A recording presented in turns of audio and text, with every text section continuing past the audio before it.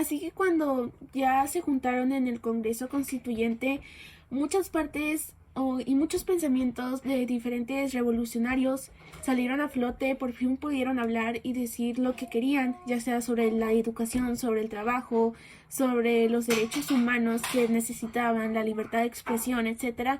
Todo eso se pudo hablar en ese congreso.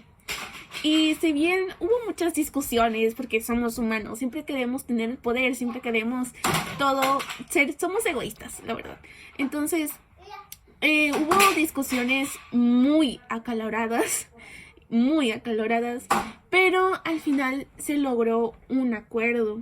Y de hecho, esto lo voy a hablar un poquito más adelante, otros países también sufrían algunos problemas que tenía México, y hasta estas fechas, es decir, cuando terminó la revolución, muy apenas estaban saliendo de esos gobiernos injustos. Así que ahí es un buen punto para México. Y bueno, pues al final en esta nueva constitución quedaron varios artículos muy remarcados y que llamaron la atención de muchas partes. Por ejemplo, el 27 sobre la propiedad de la tierra, el número 3 sobre la educación, el 123 sobre el trabajo y pues sus condiciones, ¿no? Es decir, hay que ser justos, no nos vayan a explotar, no nos vayan a decir trabajen 8 horas, descansen una y les pagamos 5 pesos, pues no, ¿verdad? También sobre el 130 sobre la libertad de culto, y pues el 83 sobre la no reelección, sufragio efectivo, no reelección. Entonces, pues esta constitución por fin se dio, fueron escuchados todos, y el 5 de febrero de 1917, es decir, pasó un año, sí, fue de 1916, fue cuando se hizo el Congreso, y ya para 1917 se promulgó la Constitución el 5 de febrero. Y se puso en marcha en mayo. Entonces, sí, la Constitución entra en vigor el 1 de mayo, y también ahí es cuando México empieza a reorganizarse después de muchas cosas, es decir, de una dictadura que duró más de 30 años, de muchas peleas para ver quién gana el poder, de estar varias partes en contra, etcétera. En fin, muchas cosas. Por fin México obtiene su gran constitución. Y bueno, de la constitución no hay algo que impactó a México, no hubo algo como que hizo pam, pum, pash. Pero se me olvidó decirlo, pero ahora lo digo.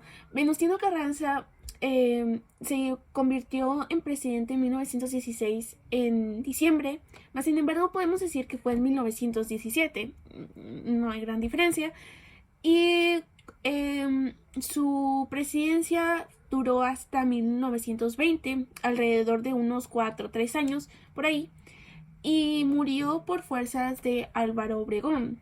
Y ahorita les voy a comentar una teoría, una conspiración mía, pero bueno. Y también Zapata fue asesinado, fue traicionado y fue emboscado, pero bueno.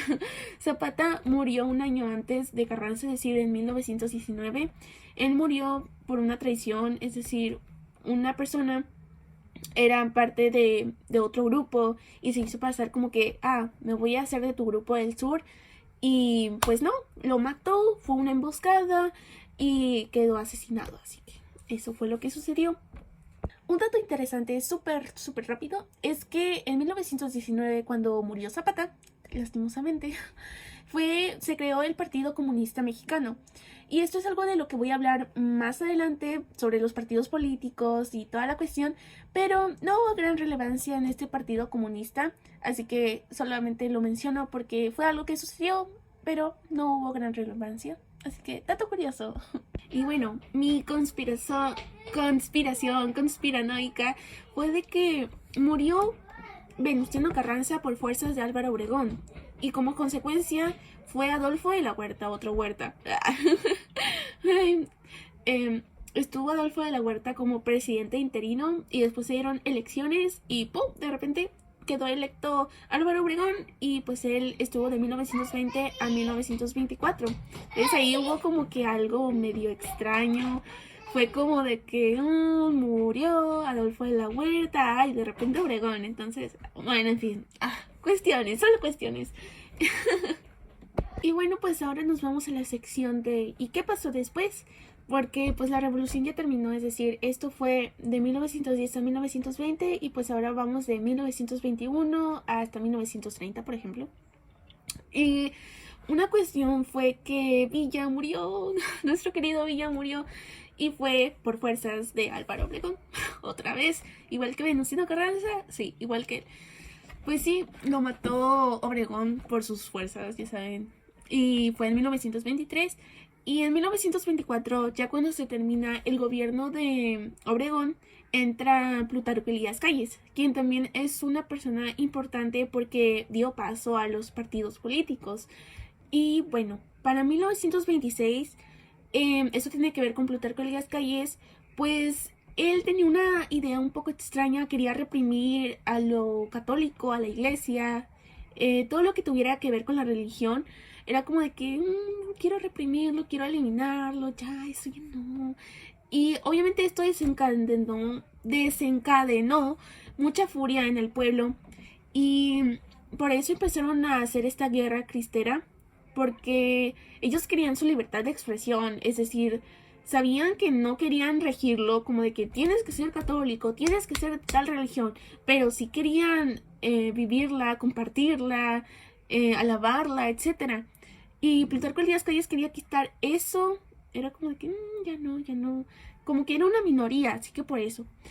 Y obviamente estas personas se enojaron y empezó la guerra cristera y duró hasta 1929. Es decir, duró un bastantito y fue uno de los movimientos armados de los últimos de México, pero también de los más grandes. Y lastimosamente tuvo una segunda parte, pero eso ya fue mucho después de esto, así que, en fin, esto es de lo que se trató. Y bueno, para 1928 estuvo como presidente Emiliano Portes Gil y de hecho la guerra cristera terminó pues en cierto modo gracias a él.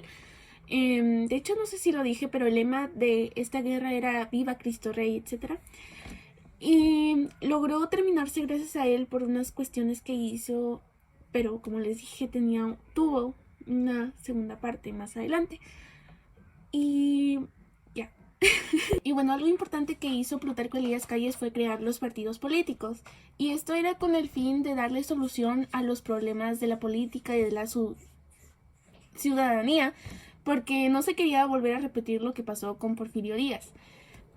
Así que creó el Partido Nacional Revolucionario, que de hecho fue uno de los más importantes y hasta día de hoy sigue existiendo, que es el PRI, como le llamamos.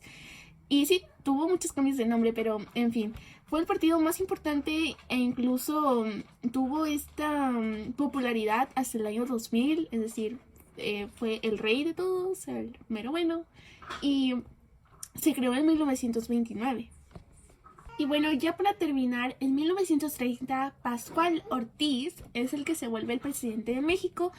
Y lo sorprendente es que México de 1930 a 1940 es cuando queda totalmente pacificado. No hubo ningún conflicto y qué bueno, porque pasó por muchas cosas.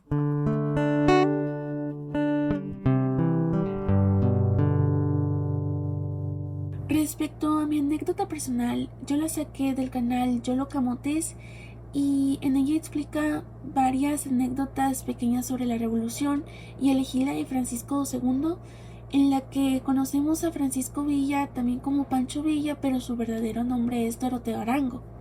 Lo que sucedió aquí fue que Francisco Villa se puso ese nombre porque él participó en una banda de delincuentes criminales quienes le enseñaron a escribir, a pelear, a leer y a robar. Y cuando el líder de esta banda murió por una bala mientras agonizaba, le dijo que él iba a ser su sucesor. Y el líder se llamaba Francisco Villa, por lo que la banda criminal, sus miembros, le pidieron que se cambiara el nombre. Por lo tanto, Doroteo Arango, conocido como Pancho Villa, se puso Francisco Villa por esta persona. Y bueno, así termina el video. Muchísimas gracias por su atención y hasta nunca. Adiós. ¿Cuándo se creó? 1929. ¡Ay, estoy grabando!